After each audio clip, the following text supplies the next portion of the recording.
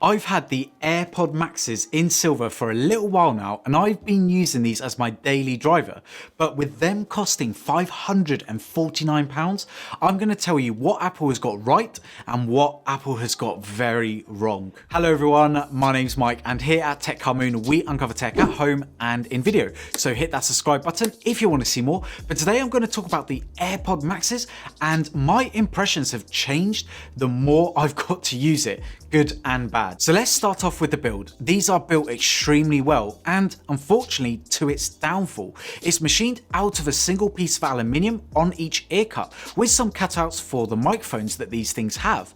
The inside of cups are made of plastic and has cutouts for the custom Apple 40mm drivers.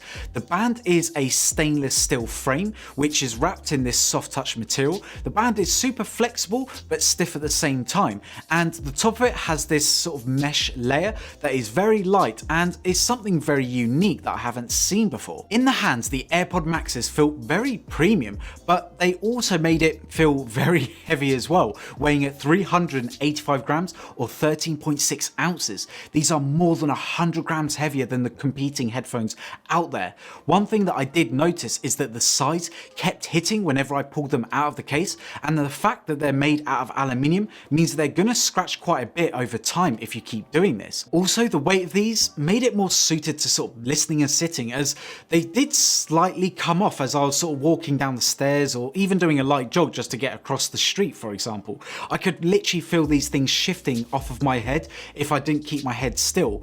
I will get into comfort and also some things that I've sort of found the longer I've used it that I haven't really seen many reviewers sort of mention, so stay tuned for that. For the controls, we see this sort of large digital crown and a push button as well, which is located on the top. Now, unlike the Apple Watch, you don't get sort of that digital crown feel when you're rotating it, as it doesn't have the haptic motor, but you do get these audible clips which are sort of copied from the Apple Watch if you've ever had one of those. It does allow you to control things that you'd expect, like play, pause, next track, previous track, by pushing down on the digital crown, and then turning the digital dial, the digital crown, allows you to dial in your volume. You can also change the direction of the dial in the iPhone, just to let you know. The square shaped button cycles between transparency mode and noise cancelling mode, but if you want to turn these options off, then you'll have to enable that in the Bluetooth settings in the phone, and you can also customize the cycling options as well. So if you only use transparency and off, for example, you can just have those two. I have to say that the controls are definitely some of the best on the market, and it's definitely an absolute killer feature for me. You know what else is a killer feature? That like button. It's free, it's easy to use, you just gotta click it and you'll feel amazing once you've done it. So go ahead, click it for me to show your support. The cups have a proximity sensor for head detection, so when you take these things off, the video or audio that you've got playing on your device stops playing as well, but then resumes once you put them back on again. And you can, just to let you know, turn these off in the settings as well, as some people find this a little bit annoying. I do have to say that the handoff feature when you connect these up to your Mac and iPhone wasn't as seamless as I was expecting, as I did find that my other headphones that have dual connectivity switched a lot faster between these devices when I was using it. So I'm hoping that this is just a bug that Apple will fix soon in an update. The comfort, I was expecting to be class leading with these things, but unfortunately this wasn't the case for me. Anyway, the band, just let you know, did feel amazing. I literally can't feel this thing on my head no matter how long I had these on for, but I do worry that with the headband being made of this sort of thin mesh material, that I worry that this will tear easily in your bag or if you catch them on something. And also I have seen reports that these things get dirty so easily, so I wouldn't recommend this color that I have here. I would actually go for one of the darker colors. The telescopic arms are a really nice touch in my opinion. They are really smooth to adjust with no clicks, so you can get them exactly the way you want them. And just to let you know, they are a little bit firm to adjust, but this adds to the overall premium feel, and also it just makes sure that they don't move as well. I think more companies should use this headband design, as it does work, but you know what doesn't work? These ear cups. When you wear them for up to an hour, they don't feel too bad, but after an hour or so, it does start to get a little bit uncomfortable. I wouldn't say painful uncomfortable, but I really did notice these on the side of my head, and on the tips of my ears as well.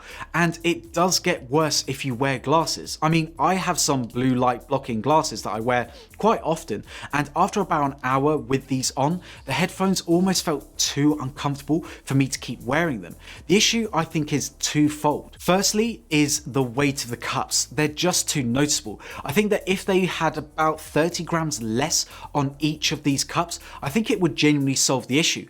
And secondly is the clamping force on the sides. I think that Apple made it stronger because of the weight of these things, but I definitely think it hurts the comfort, for me anyway. When I've used the competitor headphones, for example, they feel so much better than these, and I've never actually noticed it until I switched to the Airpods Maxes. It actually feels a relief when I take these things off after a few hours, which I never got with other headphones. Also, if you follow me on Twitter, you would have seen these. Now, if you wear these things for more than a few hours, I could really feel them getting sweaty. And as you can see in this picture, it's not just a feeling, it physically gets wet on the inside of the ear cups. And this was with me just sat at home watching movies and listening to music. And just for reference, this is winter here in England and my home isn't hot at all. So I can't imagine seeing what these would be like in a hot day, for example. And this worries me because there's no water rating or water resistance rating. So how are these going to work in the long term? Obviously only time will tell. And just to let you know, for a point of reference, none of my other headphones that I use on a consistent basis actually get warm under the same conditions. And speaking of ear cups, these can be bought separately for £69 if you want to replace them after a while, because most audiophiles will tell you that you should replace your ear cups sort of every 2 years.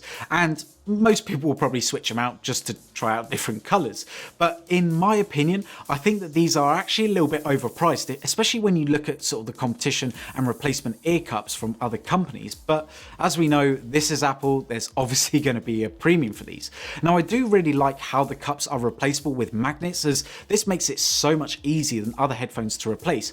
But I do hope that someone else will come up with a different ear cup design that's using a different material that are going to be a little bit softer, because for me, I think that this would actually solve my problem with these ear cups. And just to let you know that if you pick up the headphones from the ear cups themselves, they do fall off, which further proves to me that the headphones are just too heavy, as the magnets in these things are strong enough. Moving on to sound quality, they sound great, and honestly at any volume they sounded really good.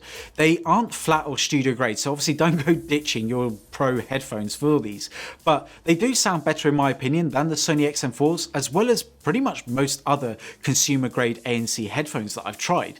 Every song seems to react a little bit differently in these headphones, and I think that this is because of the adaptive EQ. They sound really good, and no matter what song I threw at it, it was really clear and nothing felt overpowered in any of the sections. The bass was just enough but wasn't sort of thumping, so if you like that thumping bass, these probably aren't the headphones for you.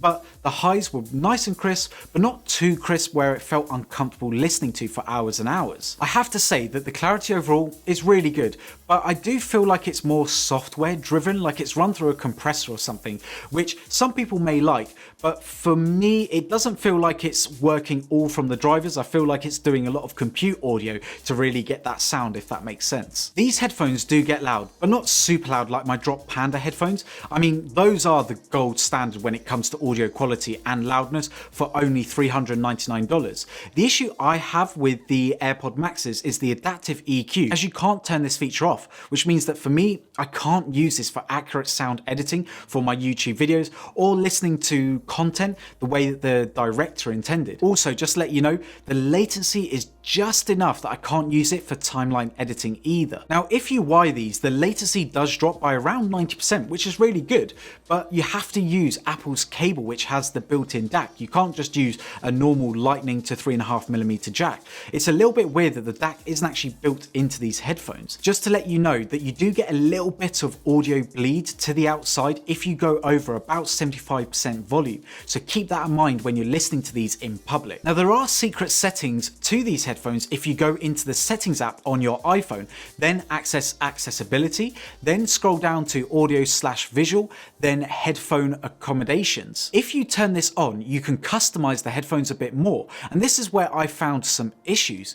When you want to put these headphones in balanced tone, you can actually notice that the drivers are far too harsh at the high end, meaning that Apple is definitely doing a lot of compute audio to fix the audio drivers in the same way that Google makes up for its old camera modules with using advanced software.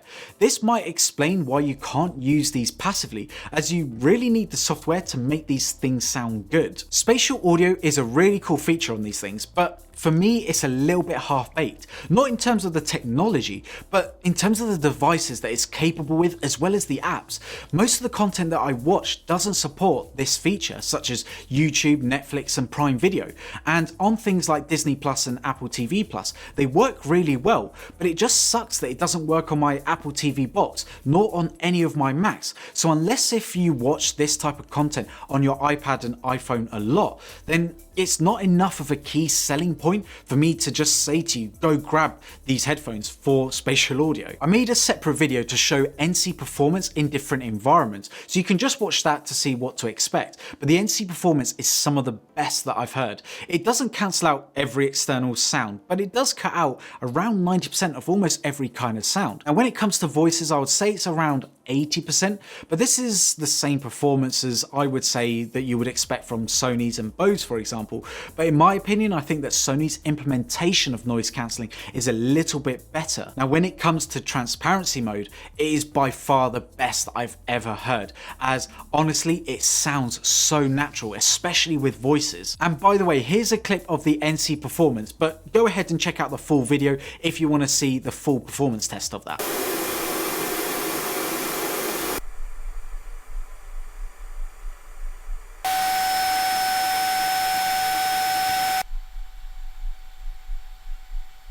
Here is a test of the microphones built into the Airpods Maxes, and it's okay. It's not fantastic, but it's definitely going to get the job done. Now, it is better than a lot of headphones that I've tried in the past. However, it's definitely something that I'm not going to be relying on if I want the best audio quality. This case, oh my God, this case.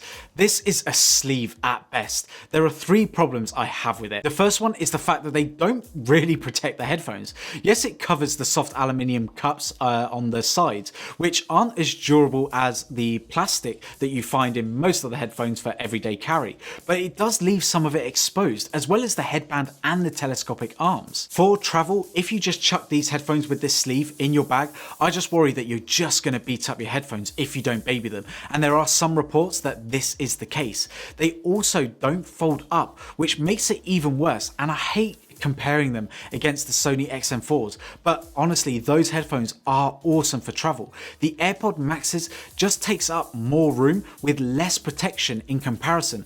And if you chuck the Sonys in a bag without the case, it takes up even less room, and I think would be more durable than these headphones with this sleeve. Plus, if you carry the charging cable and the Lightning to 3.5mm headphone jack for wide listening, then this is the only case that doesn't have space to hold those accessories. Almost every headphone that I've ever got came with a case that has room for those accessories.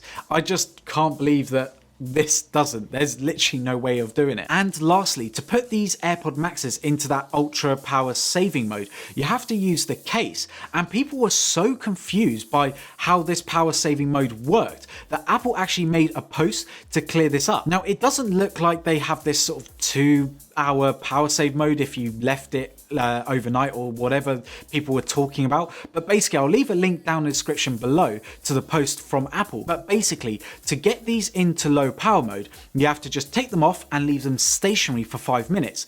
And then after 72 hours, they go into a lower power saving mode by turning off Bluetooth and the Find My features. Now, in the case, the low power mode happens straight away. And then after 18 hours, it goes into that same lower power saving mode. I just can't believe that it was that confusing that Apple had to do a separate post on this whole thing, which just shows that this whole sleeve power save mode is just ridiculous. On a a side note, if you charge these headphones for 5 minutes, it will give you 1.5 hours of battery life. However, have you seen the cutout for the lightning port on the case? I mean, I post this on Twitter and I've even had people telling me that I've put these headphones wrong in this case. I mean, come on, literally sliding in a set of headphones in a sleeve I can get wrong. I mean, it just shows that this is a poor design, and it's as simple as that. I don't care what any Apple sheet says. So who are these headphones for, especially at that £549 price point? Well, these would have been good for traveling and commuters because of its great noise cancelling, and they are a notch above its competition that offer noise cancelling in terms of sound quality. But the fact that they don't fold away small and they don't come with a proper case, and the cups are made from aluminium, which means that they're going to be prone from scratches when you just put these in your bag, just aren't suitable for everyday travel. I also wouldn't recommend these for someone who wants the absolute best sound quality or true to sound music, as these don't support the industry standards when it comes to high quality codecs, and you can't turn off adaptive EQ. I also can't recommend these for home hi-fi listening because there are just better headphones that sound better when you plug these in for similar money, like for example the Drop Pandas, and you can't power these with your own DAC, for example, and you also need a way of charging these and wired listening if, for example, you're running on low power, which I just think is just silly, and you also need to have these constantly charged because they don't work passively. So I recommend these headphones for someone who wants audio with ANC and you don't want to have to think about it, and who is also heavy in the Apple ecosystem.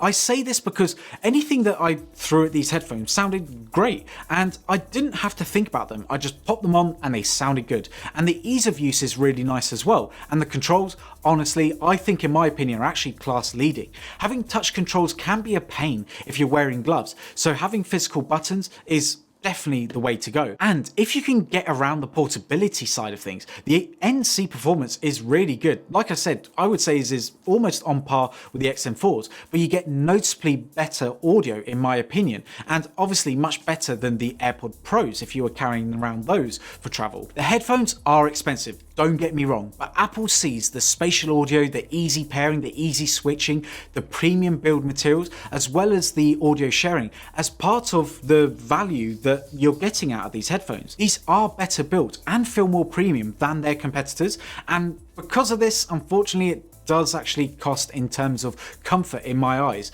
Apple sees this the same way as they saw the HomePod. Yes, there are smarter speakers. Yes, there are better sounding speakers for the same money, but none of the competition can integrate all of these things the same way that Apple does, especially in the Apple ecosystem. And this is where Apple sees its value, and only you will be able to know how much value that is in your life and if you're willing to pay for that. A lot of people do see value in these if you just look at the numbers, but to me these are the jack of all trades but master of none headphones. They do everything really well but don't excel in one department.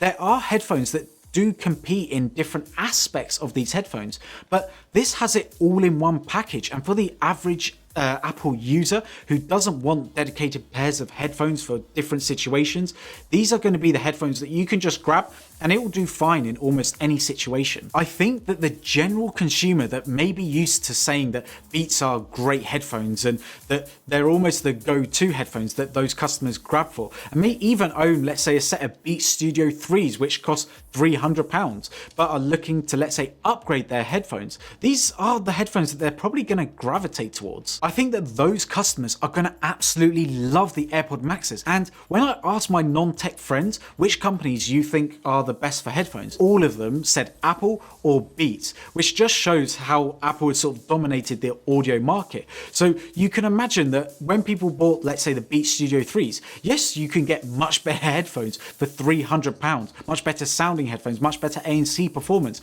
but people still bought those headphones in the bucket loads, and these customers will find that the aluminium build, the better ANC performance, and obviously the much better audio performance as well with the Airpods Maxes are going to be worth it for them. Headphones, in my opinion, are subjective, especially when it comes to comfort. This has been my experience of owning the AirPod Maxes, and from my experience using these day to day, I'm not going to be reaching for these when I'm traveling, nor when I'm sat at home, as I've just got better headphones that do a better job. But if you're looking for headphones that give you the best Apple experience home and away, and you don't want to think about audio and having to set this and set up that, and you don't really mind about the portability or the rubbish case, then these are going to be a great choice for you. Obviously, comfort is going to be subjective. For me, they weren't comfortable, but for you, they might be super comfortable. But there we have it. As always, this is a discussion, so please leave a comment down below on what you think, and also check out the links in the description to support the channel. If you haven't already, please follow me on Twitter and Instagram at TechCarMoon, drop me a like in this video if you've enjoyed it, and hit that subscribe button if you want to see more. But if you want to see more from me right now, you guys know what to do. It's 2 videos time. Bang, bang, both of them here. Click on one of them, you're going to enjoy it. Anyway, everyone, we'll see you in the next one. Bye.